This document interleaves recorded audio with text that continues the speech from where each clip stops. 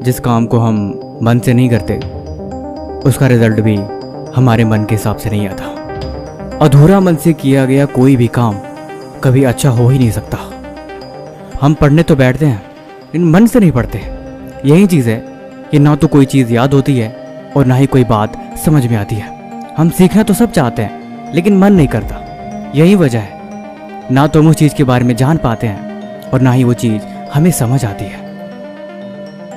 जिनका पढ़ने में मन नहीं लगता वो जब भी पढ़ने बैठते हैं हमेशा पढ़ाई का कबाड़ ही बनाते हैं। आलसी लोगों को तुम चलने को बोलोगे तो थक जाएंगे, दौड़ना तो बहुत दूर की बात है। लेकिन कैसा रहे अगर उन्हें ये बोल दिया जाए कि तुम डेली 1 किलोमीटर दौड़ के दिखाओ, 1 हफ्ते बाद तुम्हें एक आईफोन गिफ्ट मिल जाएगा। तुम डेली 4 बजे उठ के दिखाओ, उसके बदले में तुम्हें हर दिन तुम्हें उठने के 500 रुपये मिलेंगे। वो इंसान फटाक से उठ जाएगा क्योंकि उसके आगे एक लालच है। पिछले हफ्ते मैंने एक कहानी सुनाई थी, शायद आपको याद नहीं, लेकिन चलो मैं फिर से सुनाता हूँ। नगर में एक बहुत ही मशहूर कारपेंटर था।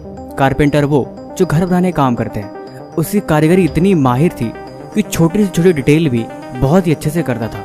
उसके काम की तारीफ दूर दूर से लोग करने आते थे कि वाह कितना सुंदर घर बनाया है।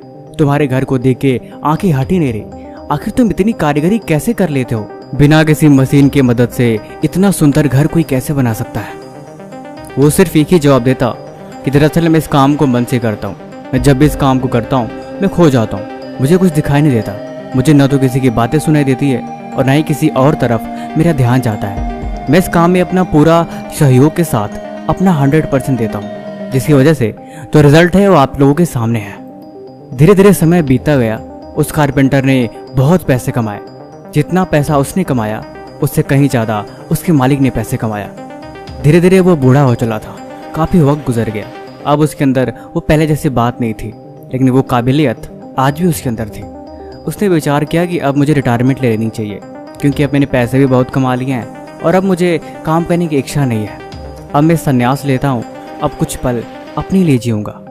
उसके मन में विचार आया और अगले दिन वो अपने मालिक के पास गया और बोला, मालिक दरअसल मैं इस काम को छोड़ना चाहता हूँ। मैं चाहता हूँ कि अब मैं कुछ वक्त ज़िंदगी के आखिरी पल अपने लिए जीऊँ, इसीलिए अब मैं रिटायर होना चाहता हूँ। मालिक ने तो कुछ नहीं बोला, लेकिन मालिक को चिंता सताने लगी।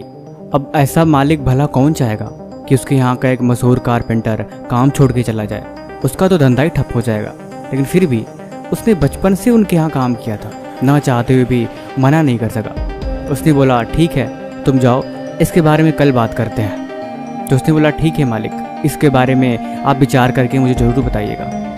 अगले दिन सुबह वो कारपेंटर फिर से उठा और काम पे चला गया। मालिक से पूछा कि मैंने कल आपसे रिटायरमेंट की बात करी थी, इसके बारे में आपने क्या विचार किया? मालिक बोले, ठीक है तुम रिटायर हो जाओ, लेकिन मेरी एक आखिरी इच्छा ये है कि मैं चाहता हूँ कि तुम अपनी ज़िंदगी का आखिरी घर तुम मुझे बना के दो।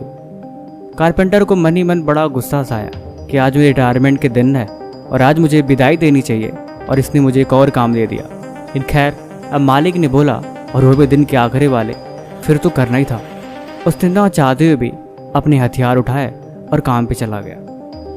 हालांकि उसने पहले रिटायरमेंट का मन बना लिया था। उसने मन में बात सोच रखी थी कि अब वो काम नहीं करेगा, अब वो हथियार नहीं उठाएगा। लेकिन मालिक ने बोला था फिर तो करना ही पड़ेगा। जैसे तैसे न चाहते हुए भी, उसका मन न लगते हुए भी उसने जैसे तैसे उस काम को ख़त्म किया। शाम तक मालिक के यहाँ गया और बोला, मालिक आपका आखिरी घर तैयार हो गया है, अब बताइए अब मेरे लिए क्या आ गया है? मालिक बोले, दरअसल मैं तुम्हें सरप्राइज़ देना चाहता था। उसने बोला, सरप्राइज़? कैसा सरप्राइज़? उसने बताया कि दरअसल मैं तुम्हें घर गिफ्ट में देना चाहता था, इसलिए मैंने सोचा कि तुम अपने जीवन का आखिरी घर सुंदर सा बनाओ और उस घर को मैं तुम्हें गिफ्ट दूँ। हाँ, ये बात सच है, ये घर मेरी तरफ से तुम्हारे लिए तोहफा है। तुम इसे मालिक का प्यार समझ के अपने पास रखो। वो कारपेंटर मन ही मन बहुत उदास हो गया। ऐसे मानो जैसे मन ही मन उसे कोई बात चुभ रही हो कि इतनी बड़ी गलती, इतनी बड़ी बेवकूफ़ी आखिर मैंने कैसे कर दी। काश मुझे बात पहले पता होती कि घर मुझे मिलने वाला है। मैं अपनी पूरी ज़िंदगी की तजुर्बा और पूरी ज़िंदगी की अच्छाई इस घर में लगा के इस घर को सबसे सुंदर बनाता। मेरी उस कारीगरी का लोग इतना तारीफ़ करते हैं, तो मैं भला अपने लिए इतना गंदा घर कैसे बना सकता हूँ? काश ये बात मुझे पहले पता होती, या फिर काश इस घर को भी मैंने अपने मन और काबिलियत के साथ इसमें पूरा ध्यान देके बनाता तो शायद आज मैं उदास नहीं होता। लेकिन खैर, उसे अपने किए का पछतावा हुआ। ये कहानी छोटी सी है लेकिन सबक बहुत बड़ा। देखो, जीवन में एक बात हमेशा याद रखना, वो एक कहावत है ना कि किसी काम को करो तो मन से करो या तो उसे करो मत। क्योंकि जब हम किसी काम को मन से करते हैं तो उस काम में अपनी सारी इच्छाएं, अपनी सारी कोशिश, हम कोशिश करते हैं कि जितना अच्छा से अच्छा हो सके, जितना बेहतर से बेहतर हो सके, हम उस काम को करके दें। क्योंकि हम उस काम में अपना 100% देते हैं। और जब हम किसी काम में अपना 100% देते हैं तो उसका रिजल्ट हमेशा अच्छा ही होता है। कहते हैं जल्दी है काम शैतान का। उस कारपेंटर ने घर तो बनाया था, लेकिन उसको देख के लग रहा था जैसे मानो कि किसी बच्चे ने बनाया हो, किसी नौसिखिया ने हाल में सीख के उस घर को बनाया हो। देखो, मेहनत करने वालों की एक सबसे अच्छी आदत होती है कि किसी भी काम को करते हैं उसमें अपना जी जान लगा देते हैं, और यही चीज़ उन्हें कामयाब बना देती है। देखो, पैशन शुरू से ही किसी के अंदर नहीं आता। काम करने की काबिलियत और उस काम में लगा हुआ उनका ध्यान और उस काम को कितनी दिलचस्पी के साथ कर रहे हैं, यही चीज़ उस काम में उन्हें माहिर बनाती है। तुम कोई भी एक चीज़ उठाओ, तुम कोई भी एक कैटेगरी उठाओ, पढ़ाई लिखाई, डांसिंग, क्रिकेट, हॉकी या फिर कुछ भी, इस दुनिया की कोई भी ऐसे स्किल्स, इस दुनिया कोई भी ऐसा काम जो तुम्हें पसंद आ रहा हो, उस काम को एक बार सेलेक्ट करने के बाद तुम उसमें अपना 100% दे के देखो, तुम्हें खुद रियलाइज़ होगा कि बात तो सही है। कोई भी काम बुरा नहीं होता, बशर्ते वो आपके मन का होना चाहिए। पढ़ाई लिखाई जिनको बोझ लगती है, जिनको हमेशा पढ़ाई लिखाई से डर लगता है, ऐसा कुछ नहीं होता। देखो, ये बात शायद सच है कि ज़िंदगी में पढ़ाई लिखाई सब कुछ नहीं है। कामयाब होने के लिए इंसान के पास और भी बहुत सारे ऑप्शंस हैं, लेकिन ये बात भी हमें माननी चाहिए कि इस दुनिया में कोई भी ऐसा ऑप्शन नहीं जो बिना मेहनत के मिलता हो। इसीलिए या तो मेहनत पढ़ाई में करो, या तो कोई अपनी ऐसी फील्ड, कोई ऐसा काम, कोई ऐसा टैलेंट जो तुम्हारे अंदर है, अगर वो लग रहा है कि वो सही है तो उसमें अपना 100% दो। देखो, जीवन चलते रहने का नाम है। अगर तुम्हें रास्ता मिल गया है तो तुम चलो, तुम उसमें अपना 100% दो। लेकिन अगर तुम्हें वो रास्ता पसंद नहीं तो तुम अपना रास्ता बनाओ। लेकिन उसके लिए एक शर्त है कि तुम्हें तब तक इसी रास्ते पर चलना होगा जब तक कि तुम अपने उस रास्ते को ढूंढ नहीं लेते, और तब तक कि जब तुम्हें लग जाए कि वो रास्ता सही है और उसी में तुम खुश हो, फिर तुम्हें वो रास्ता अपना लेना चाहिए। देखो, ज़िंदगी में किसी को फ़र्क नहीं पड़ता कि तुम क्या करते हो क्या नहीं करते।